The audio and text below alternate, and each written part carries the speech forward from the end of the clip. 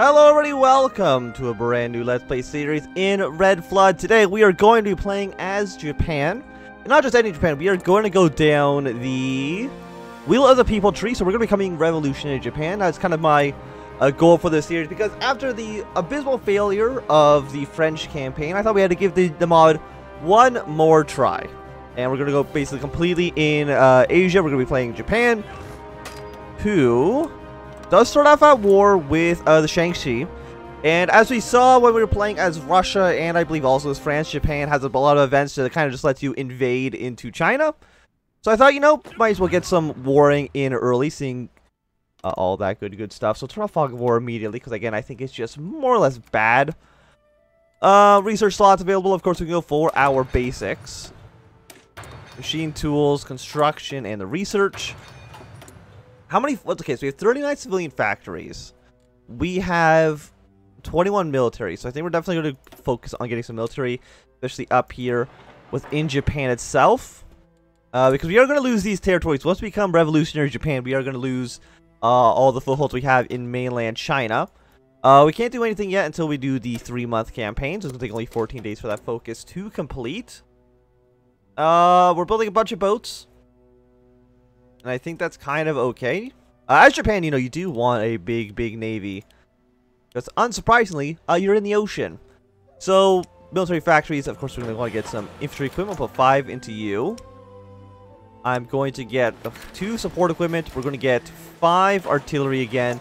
We're going to go for 5 motorized. Do I have tank divisions? I do.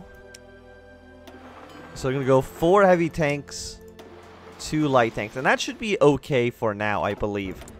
We got some unassigned divisions. We'll assign them over here. There's kind of garrison within Japan itself, so I don't know what exactly is going to happen with the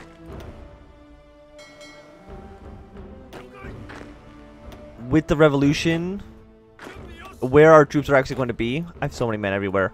Just all come to actual China itself, or just actual Japan itself. And that should be okay. And I'm hoping we do have some commanders. We do. Fantastic. Actually, we've got some pretty decent commanders, so got a lot of traits to them. And I think now we can more or less just begin. Get our 50 Army and Navy experience. And I'm assuming the Chinese are not going to be too strong. But of course, I have no reason to believe that. Oh, you're not actually at war, right? Your little satellite states actually do not begin at war with Shaanxi. There we go. So we're more or less just going to push straight into the country. Something like that, I'm sure, will hopefully work out okay. We do need some rubber. We'll get that from Malaysia. And we'll also get some tungsten from, you know, also from Malaysia. I think it should be a-okay. We can't start training out more troops. So we'll train up like 4 infantry divisions, at least for right now. I'm probably wanting to change these afterwards. Yeah, something at least like that I think should be okay for right now. And hopefully my allies do send their troops over to reinforce me. But apparently I'm using all of my fuel. For what?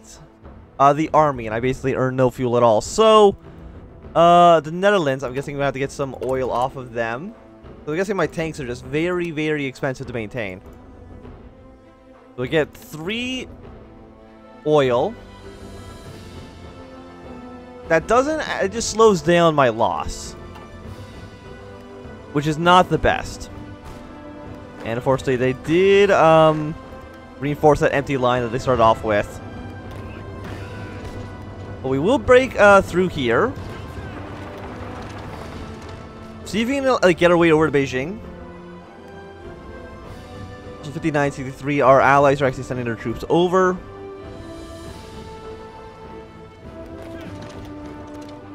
Like, that attack's not going to work out. We can't attack a 5 stack. How many men do you have? You have about 40 to 50 divisions, probably. Right now, your retreat doesn't work, so I'm not too worried about you.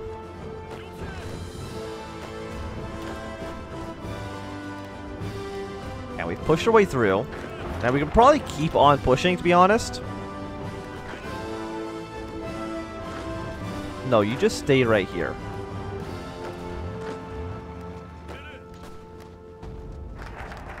So we've done the 3-month campaign. What do you do for us? You give us war support plus 5%. bonus against the Shaanxi. But we get less defense, I believe, so we gotta really be on the aggressive here. Negotiations with my clique. Or resource gain efficiency and effective growth. Well, we didn't start off with anything in production, so I think we do want that growth right away.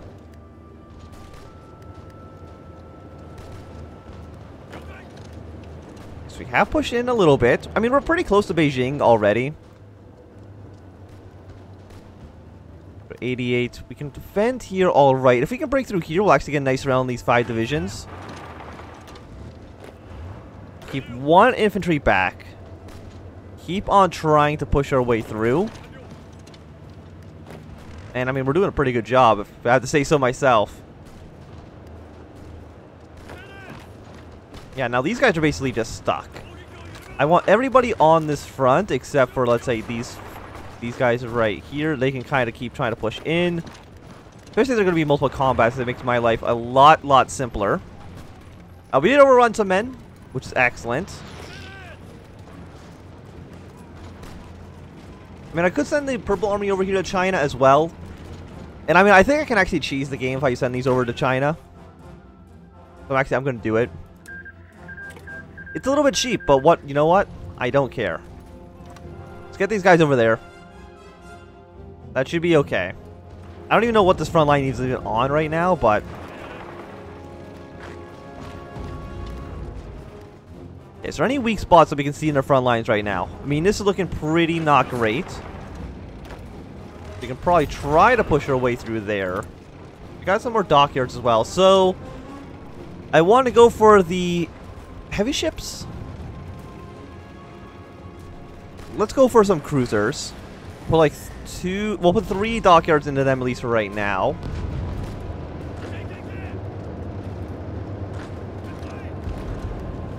You help into this, you guys push into there. Doing a pretty massive blow to the enemy, I would say. I don't even know why that front line... Like, I'm very confused by what I'm looking at right now. Just come over here, please. Thank you very much. Okay, so push our way through here. I mean, we're almost to Beijing. I think if we actually win the war too hard, the revolution event might not happen. Because I'm pretty sure what's supposed to happen is you're supposed to fail the offensive. But we'll see. I mean, if we win the offensive, then I guess I'll just stay as Imperial Japan. And that's okay as too.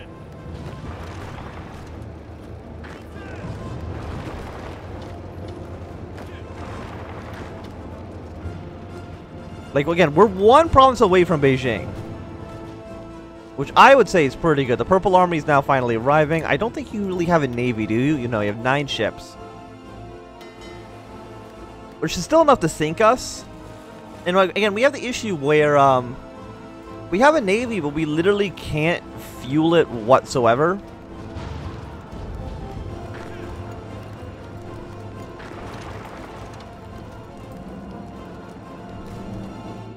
So I'm guessing we're going to take more than just Beijing. Unless there's an event that ends the war when we take the city. So I have to be pushing a lot further in. Yeah, you guys come over here. Beijing right now has 5 defenders, one of them being a tank. I mean, they are at half strength, to be fair. But it's still a little bit worrying.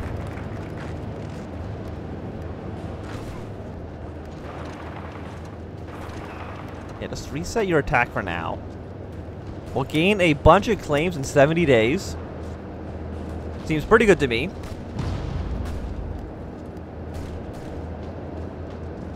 And the Purple Army is slowly arriving in. Okay, so we're building our cruisers. I think now we're going to want to build some early heavy ships. Put 4 dockyards into that one.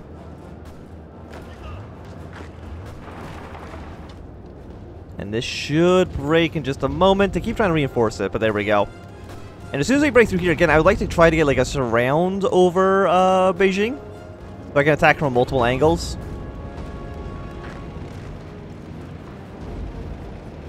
And they keep trying to want to reinforce, but I don't think it's actually going to work out so well for them. They're trying to reposition, which is understandable. I think now's the time when we try to push our way into the city.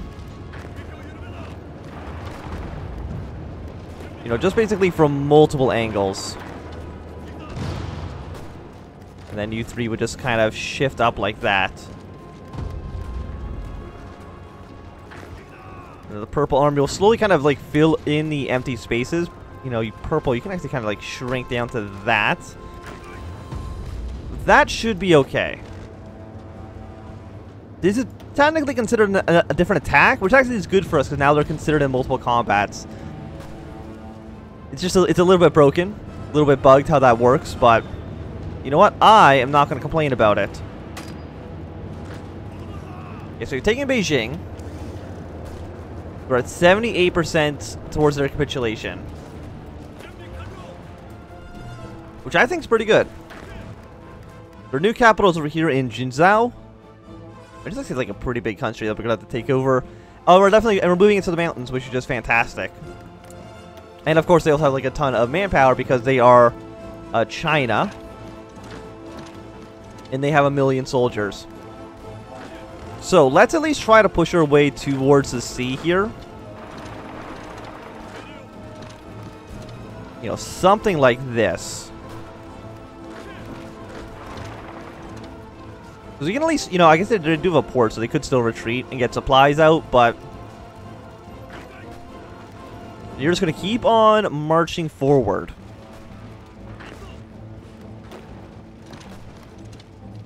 Yes, this is working out pretty okay. Again, if I can get them surrounded.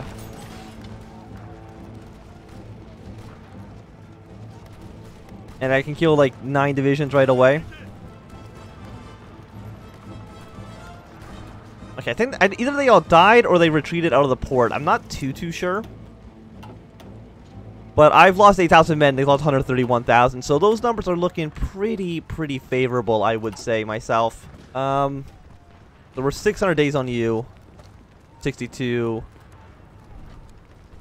What do we actually need the most of? I mean, tanks by far, but I think we want to support equipment first. So crank that up to 5.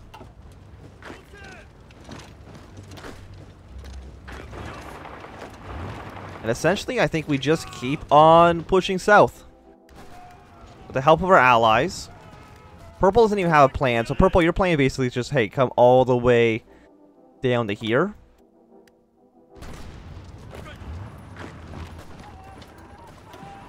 And right now, I think you can kind of just like attack with impunity. Like, I don't think the Chinese actually have a large enough army to really withstand what I'm trying to do here. I can probably get them stuck. Actually, you know what? You can probably just go straight to the capital right now. This horse can make his way down to the south.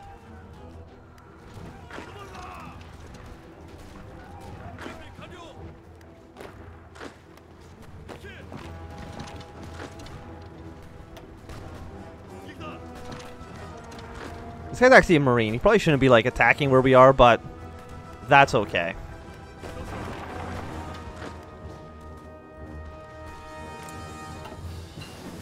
Okay, so we're doing some good work. You can get some nice surrounds here. And we're be trapping, what, another 5 infantry divisions, which isn't, like, a ton, but it's not nothing. Yeah, no, and I think Japan or China is just dead. They basically have like no supplies anymore. Manpower is kind of not dwindling, but they don't have enough guns to reinforce their entire army, which is definitely a problem for them. Yeah, so you're gonna move like that. And more or less, everybody else should just kind of die. Okay, you guys go to Shaanxi. You guys are going to go over to Zhengbei. And I don't... Yeah, there's no cities over here, so we don't have to worry about that too much. The 3-month campaign lasts until April 14th. So I think we're actually going to win the war incredibly early, so I don't even know... We might actually just avoid the Civil War entirely. It's not the Spirit Sunset crash. So you know what? We might just have like a Black Monday event or a Black Friday. have our own little Great Depression. That's probably what's going to happen right now. Okay, there we go. The sunset crash. So this might actually lead to what actually causes the revolution. So how terribly naive we were. We thought the war with the Chinese mainland could go so easily. I mean, we're actually going... It's going incredibly well. I don't know if you know this, but we have lost 10,000 men to 169, and we've almost won the war. I wonder if you won the war fast enough that you actually avoid this event. I'm not too sure. We sent in our best divisions, wipe up any resistance, and set up governments loyal to us on the mainland. It was supposed to be easy. Sense of victory and triumph could overwhelm the feeling of dread and anger amongst the working classes from our unfortunate economic downturn. We could continue to ride forth through China and then Asia as bearers of a new order, but things fell apart. Army Group Center in the mainland could not hold. We are now left with ashes. The people of Japan shall awaken to the sound of complete economic devastation. Stocks have plummeted. Food prices have risen higher than ever before. And businesses are closing down across the country. The Big Four are already planning on massive layoffs, and there are reports of some shareholders killing themselves. The exact reason for the crash are obvious to those within the Emperor's personal council. The massive investments in the military industry and imperial development have left the home islands without much in the way of spending. No one could say anything because the philosophy of Sun Hao Ha, I have no idea how you say that, was inherently militaristic. Any attempt to divert spending from the army or the navy was interpreted as anti-patriotic and cowardly. Now it looks like they might have had a point. Japan's future is now uncertain, to say the least. The Chinese warlords have now taken serious chance of victory against our forces, which would have been disastrous, to say the least. The patriotic vanguard around Okinawa will most certainly seize on this. So we will need to heavily monitor political activity within our army and the working classes, or else we will fall to communist agitation. The Emperor's reign is now more threatened than ever. We now must wait to see what will happen. I mean, I'm about to win the war, so saying that things were going pretty badly, I will very much disagree with. I feel like it's actually going incredibly well. Austria's rights clear war in Austria. That's okay. Literally doesn't matter to us. Do I know any factories? No. The sunset crash has taken up all our factories, which is not great. Germany also has a new flag, and it's led by Joseph Goebbels. So, you know, incredibly cursed. So, you go over here. We'll take the remaining cities from Shaanxi. And that should more or less do it, I would say. Yeah, we're not allowed to trade anymore. So things are going poorly. Again, it's 10,000 men to almost 180,000. So I don't think you can necessarily call this a failure. Because I feel like it went incredibly well for us. But I'm still going to cheat and keep all of my troops not in Japan itself. So get you guys ready for another invasion.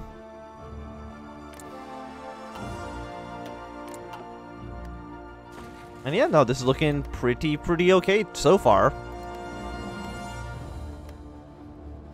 Apparently this guy has some claims on territory, my little puppet state. So I will give it to them. You know, because I'm a nice overlord, giving them their cores back, or their claims, I guess I should say. So you have 10 more days till we get some more claims. I'm assuming we'll be able to use that to attack some people. The purple, you're going to basically push your way straight to this coast and, you know, push your way to our little base over there. Blue, you're going to push your way over to Zane. Do you have any actual resources in these territories? A little bit of steel and oil. Actually, that oil is very valuable. Most of the good stuff's all the way down here in Guangxi. So, we're not going to be able to easily fuel our ships right now, which is an issue. And of course, again, we can't... No, we can't trade. We trade one... We have one factory building right now. And that, some would say that seems like a very not great thing. But I think this is going to be a good time to end this first episode. Thanks so much for watching. My name is Anthony. If you've enjoyed, my thumbs up. Not enjoyed, you can always thumb down. If you want to see more, subscribe. And goodbye.